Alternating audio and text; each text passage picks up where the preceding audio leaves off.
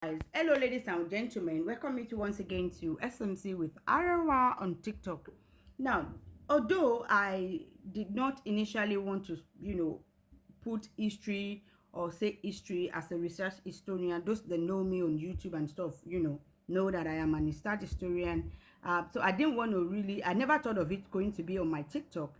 But a very beautiful fans of mine sent me a video of my very lovely brother. I mean, as a Sagittarius, I'm not gonna lie, you have about 10, if I click on a video or anything, you have, even if it's a movie, you have about 10 seconds to get my interest before I can continue, to get my attention, to get my interest. But there's this, my uncle's voice, this is my very good brother's voice. Honestly, I am obsessed with his voice. Like, I love his voice. So kudos to you. I'm sure you will see this video. So kudos to you with your voice. So a video of him was sent to me, and the person, knowing that I am a research historian, wanted me to, talk about it, how true or what is about it. So I'm gonna be playing the video, and then I will be, putting in, I will be analyzing it and putting some things into, perspective. Now, again, I am a research historian. That does not mean I know everything. You might know something that I don't know, or I might know something that you don't know. That is no big deal, okay? I really love this, being a superstitious, attracted, turned on, what? Intelligent. That is what it means. So I am really mesmerized with his voice when I heard it. Like, really, you will love it too. So let's play his video. And again, I don't know, this video might have a part 2. Please and please, pardon me. Let's get into it. Lábúrò tó gbójú. This is gbójú. Wọ́n ní dàda ò lè jà, ṣùgbọ́n lábúrò tó gbójú. This is loosely translated as Dada cannot fight, but he has a brother who is fierce. Now, who is Dada and who is his brother? Dada is an orúkọ àmútọ̀runwá. Now, in the Yoruba culture and tradition, some children are believed to be so special enough or that they bring name from birth. These are children that had unusual circumstances surrounding their birth. One of such children are the people named Dada. Dada is a child that is naturally born with dreadlocks. Then, what is the meaning of this proverb? It is important for us to know that we have some proverbs in Yoruba that are hatched on historical accounts. One of such proverbs is Dada ò lè jà, ṣùgbọ́n lábúrò tó gbójú. Ìtọ́dọ̀wé Alafin Ọ̀rànmíyàn is believed to be the first Alafin of Oyo. He had 2 children. The firstborn was Dada Ajuwon Ajaka. After Ọ̀rànmíyàn left the throne, Dada Ajuwon was made to become the... Now, let me take it slowly. You said Alafin Ọ̀rànmíyàn is said to be the first Alafin in Oyo. Sir, I'm sorry to say that is false. Ọ̀rànmíyàn never ruled Oyo as a king. No, he never became a king in Oyo. Àpọ́nlé ni táwọn Ọ̀yọ́ bá ń sọ yẹn. He never became king in Oyo.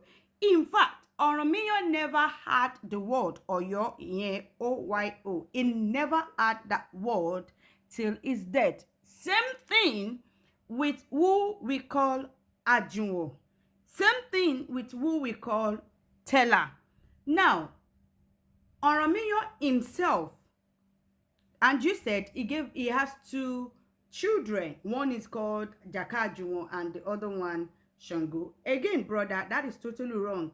Ọ̀rànmíyàn have 7 children, 7 male children. In case you don't know, he has 7 male children and numerous female children.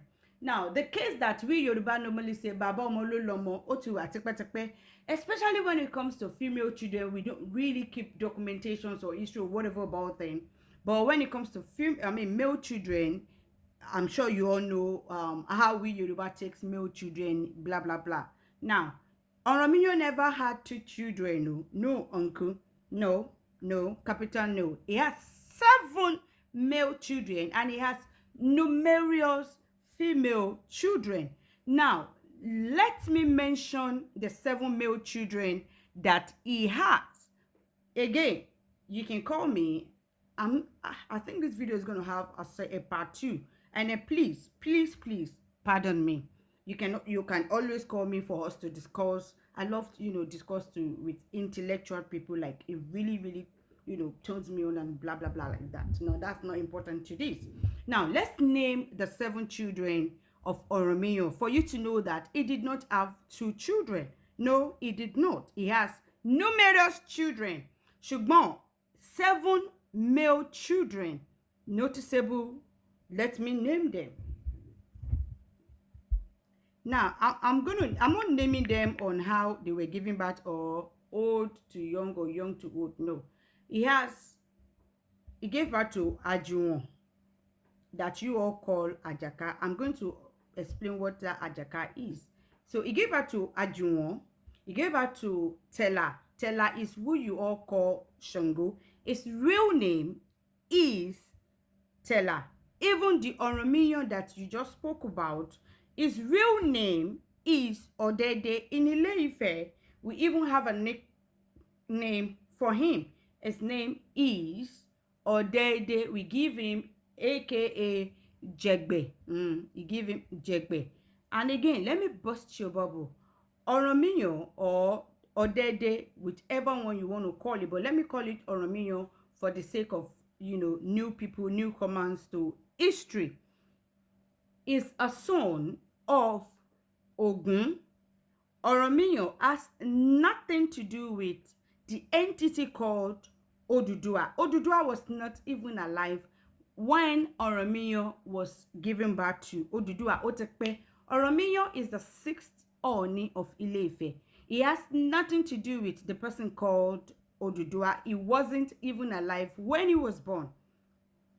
The father of Oromiyan is Ogun. In case you don't know, please kindly get that straight. Now, he gave birth to Ajuwon, like I said. He gave birth to Tella, that you all call Sango. He gave birth to Owomika, that is where the the Bini people, turn to Eweka, Owomika, whatever one. That is third. Fourth, he gave birth to a son called Oko. He gave birth to Lajamison. He gave birth to Ladodogun. He gave birth to Lafugido. That is 7. Ajuwon, Tella, Oko, Owomika, Abi Ewemika, that the Benin people say, Lajamison, Lafugido, Ladodogun. Those are his 7 male children. Again, he has numerous female children. So I hope I have cleared that aspect. So Kokinshe, it is not 2 children that he gave birth to, Uncle Alafin. But there was one unusual thing about Alafin, Dada, and that was because he was reserved, he was cool, he was peace-loving. If you ask me, these are beautiful features of anybody, but that was not the features that was expected of an emperor as Alafin in those days, because now, it is believed that if you are too... Sir, there's nothing called emperor if you are taking the history right from the grassroots, from the origin. The mistake our history makes is because most people that narrate or whatever, they do not start their research or investigation from Ile-Ife. It is always outside Ife. Anything the Oyo says, they don't go back to the origin of even the person that they call Oromiyan. They do not go to Ile-Ife to get 1 or 2 things. That is where most of the confusions are coming from. Ajuwon never ruled Oyo as a king. Okay? Oromiyan has nothing to do with the word Oyo. He never ruled Oyo as a king. He founded some military camp because he was sent on an expedition from Ile-Ife to go and bring back some people that went rogue during the insurgent of the person called Oduduwa and Obatala in Ile-Ife. That I am not here to say the history of Oromiyan or blah blah blah. I'm not going to say much on that. Now, Oromiyan founded a camp called Eyeo. Eyeo simply means Eloye Wonwo. Eye Wonwo. Eloye. There's a meaning, there's a reason for that, but it doesn't relate to the proverb that my brother is trying to explain. So I'm not going to, say much about that. If you want me, then probably you can indicate in the comment section. Anyway, now he founded somewhere called Eyeo. It is a military camp. Again, he was sent on an expedition from Ile-Ife to go bring some people that went rogue during the Wahala of Obatala and the Oduduwa in Ile-Ife. Such people like and he was going to go and bring them back and also enlarge the territory of Ile-Ife. Now, this Ile-Ife we're talking about is Ile-Ife is a nation. Yes, it is a nation, not a town, not a city, not a community that we all see today. Ile-Ife was a nation. Again, you might not understand until I probably want to sit down to narrate that very well. But let me just cut all those ones off. So it was meant to go and bring them back, the one that went rogue, such as Owu, Baba Olowu, then Oloyomukoro. There's someone called Oloyomukoro. It has nothing to do with Oyo. It has nothing to do with Oyo.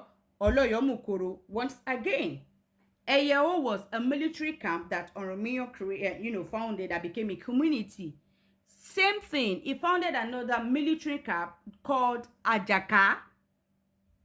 Ajaka is a military camp that Oromiyan founded that later became a community. Okay, so Ajaka is not Ajuwon's name. Ajuwon is Ajuwon. And again, let me tell you again, sir.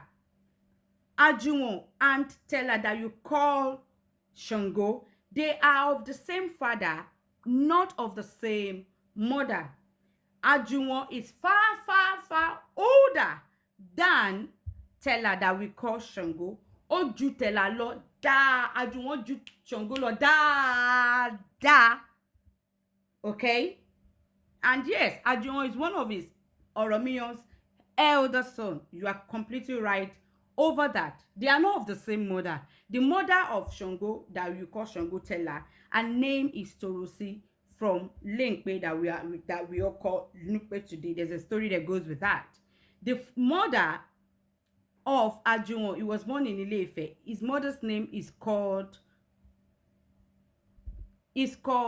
Atiba. You can go to Ile-Ife and cross-check. Now, this Atiba has nothing to another entity called Atiba that became king in Oyo, in Agodoyo. It has nothing, that Atiba had nothing to do. But Atiba is the name of the mother of Ajuwon.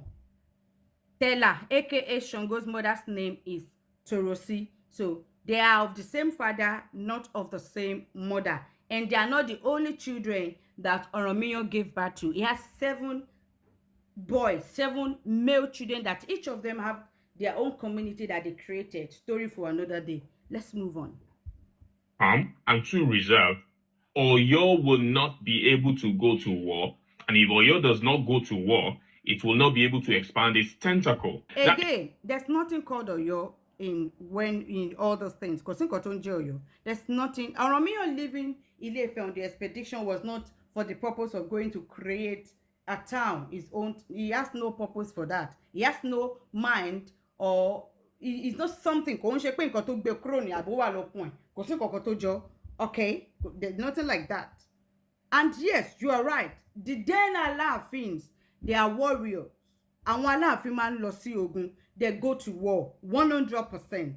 And again, Ajuwon is not the one that created the Oyomesi. That was later down with Tella. Yeah.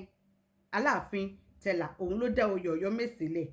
And we all know the Oyomesi, the head is Bashorun, which is Olórí gbogbo ogun ilẹ̀ Yorùbá. I don't know how to say that in English. Why Ààrẹ Ọ̀nà Kakanfò is the head of the security of Alafin alone. Òun ni Ààrẹ Ọ̀nà Kakanfò ni olórí àwọn ẹ̀ṣọ́ Aláàfin.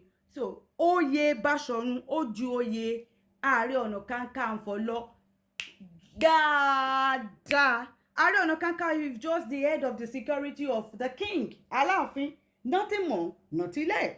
He cannot go to war without the Alafin is the one that would send the Ààrẹ Ọ̀nà Kakanfò to go to war. He cannot go to war on his own. Bashorun can go to war on his own without informing or getting permission from the Alafin. He's like more Bashorun is just like a prime minister. Like back after the Alafin, it is Bashorun, like a prime minister. But let's go on. Is not all. It is also believed that if the Alafin is too cold and reserved, the enemy will see Oyo as an easy target for them. So these were the fears of the Oyomesi after Alafin Ajaka became the Alafin. The Bashorun could not go to war because the Bashorun can only go to war on the command of the Alafin. Hence, the Oyomesi had to meet. They decided that they were going to depose the then Alafin. Who then becomes the next Alafin? That was when they... Actually, that was not the reason why Ajuwon was disposed. Again, as I said, he was not a king. He wasn't ruling as a king. Mi ò dẹ̀ fẹ́ kí fídíò kó kọjá méjì o. Bóyá dẹ̀ máa tó part 3. And again, I'm going to be sorry for that because I want us to understand very, very well, okay? This is very, very interesting and I love this my very good uncle for this. Now, Ajuwon, like I said, Ajaka is a camp that Oromiyan founded that became a community later. When he was summoned back, when what's it called? When Oromiyan was summoned back, you know it is Ife that sent him on an expedition.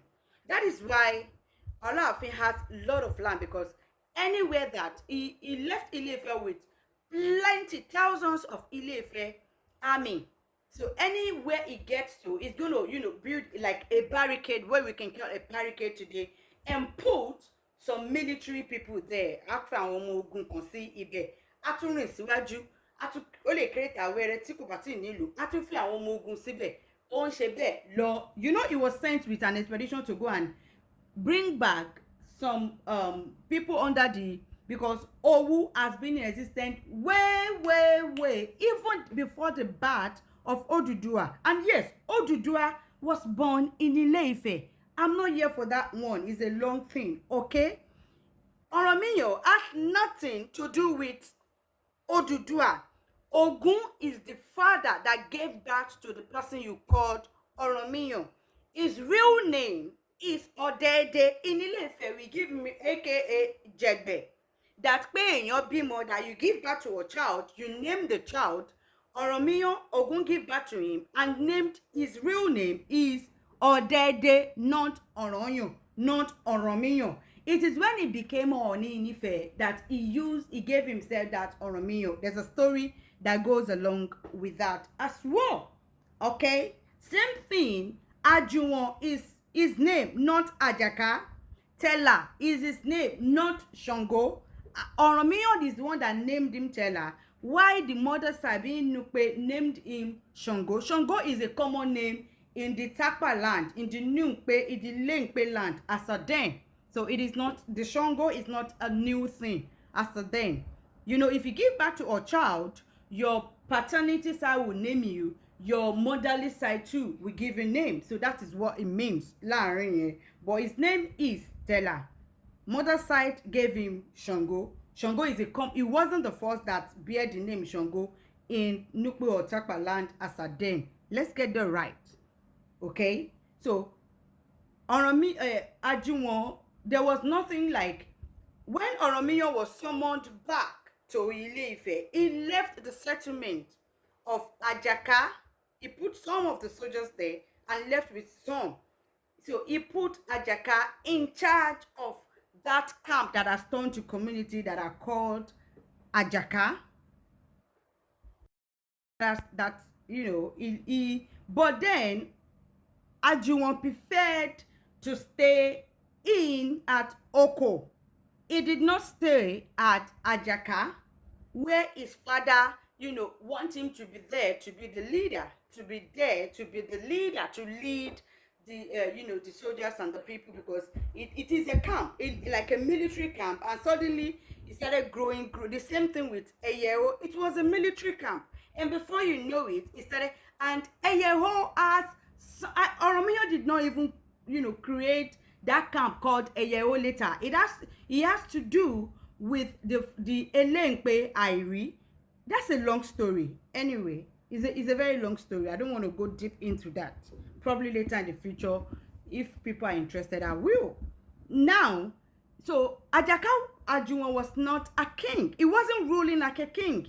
Like I said, Oromiyo never ruled. Kò tí ẹ̀gbọ́n kan tó ń jẹ́ Ọ̀yọ́ Sétí. Ajuwon body word Ọ̀yọ́ Sétí rárá. Okay? So his father left Ajaka for him to be there, to be leading, because normally any military camp that turned to town that Oromiyo founded, he practically became the leader. He was the one that led thousands of Omogun of Ile-Ife because of the expeditions that they sent him to go and do, which is fine, okay? So when he was somewhat back, he didn't go back with with Ajuwon. He left Ajuwon in charge of Ajaka, but Ajuwon preferred to stay at Oko. So when they were issued at Ajaka, he was sent for. The military that he kept there sent for him. He went back to Ajaka to settle whatever was going on. I hope you get well right. Later, they were issued at Eyeho, because at Eyeho, that I said was the military camp that Oromiyo founded, that became a big city. Most, like 85% or close to 90% of the inhabitants, of the people there at Eyeho, was all from Nukwe, Bariga, Bogu, so on and so forth. The Nukwe is the Lenkpe, all of them were plenty there. And like they made up, majority of that. And again, do not forget I said the laying down of Eyeho camp that turned to town, is it has to do with Lenkpe as a then. And now Oba Lenkpe go ti je Oba ní gbogbo gbà yẹn. I don't want to go through, because people àwọn tó mọ̀ tó máa sọ jargons they ní ṣe research. Okay, so they want to the Taka the Lenkpe, they want to take that Eyeho from Oromiyo, from his children. Then they want to grab it.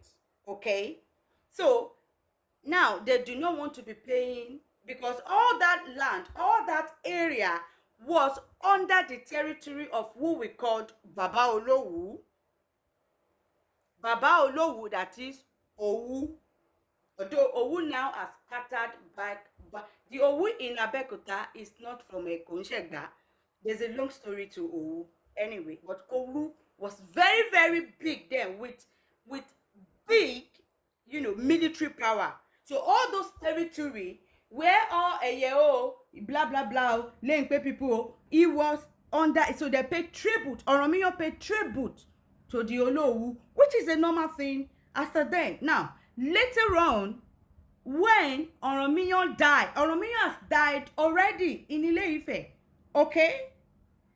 Do not forget, I said he stayed a while at Oko.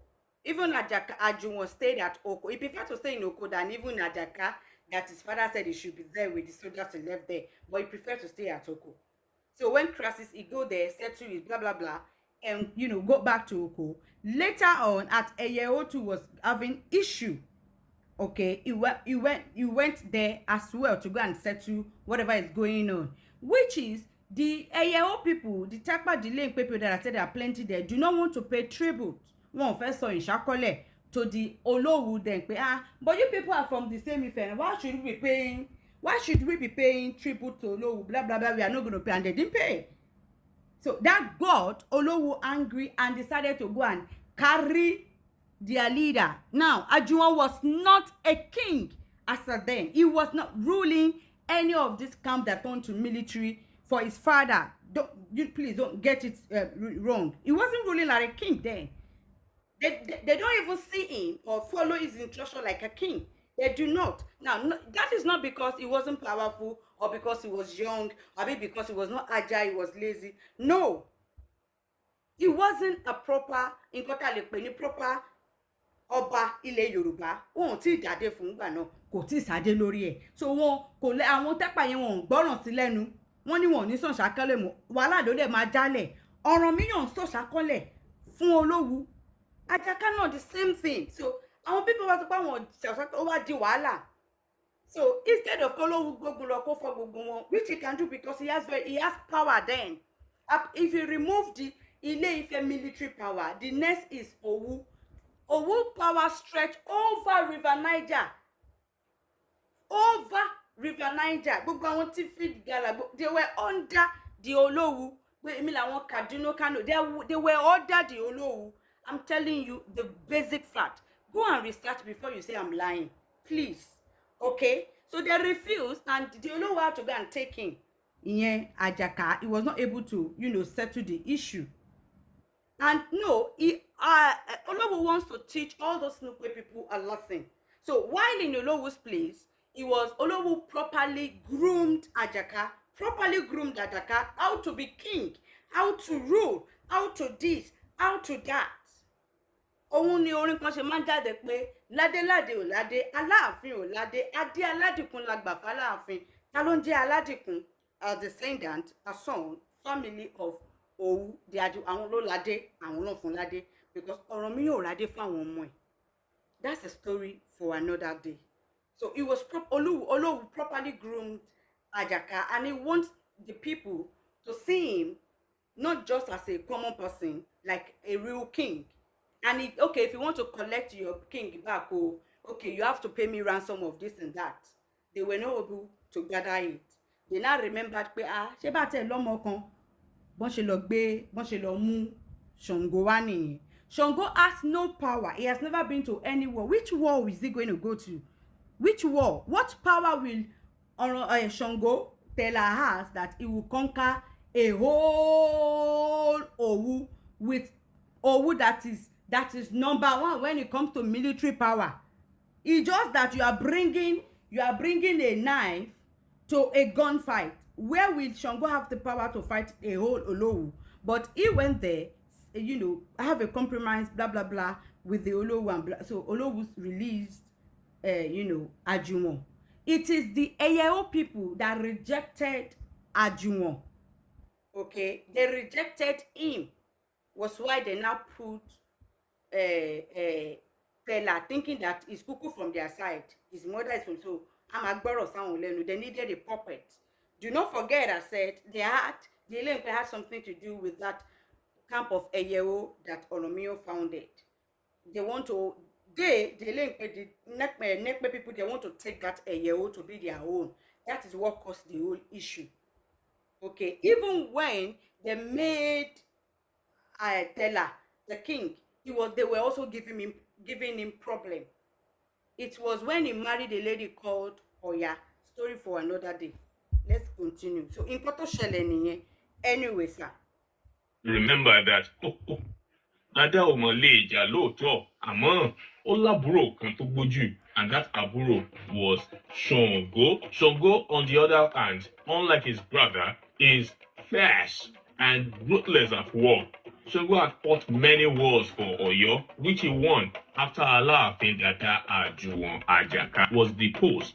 Sango was therefore made to become the next Alafin. Hence, Alafin Dada Ajaka Ajuwon ò lè jà.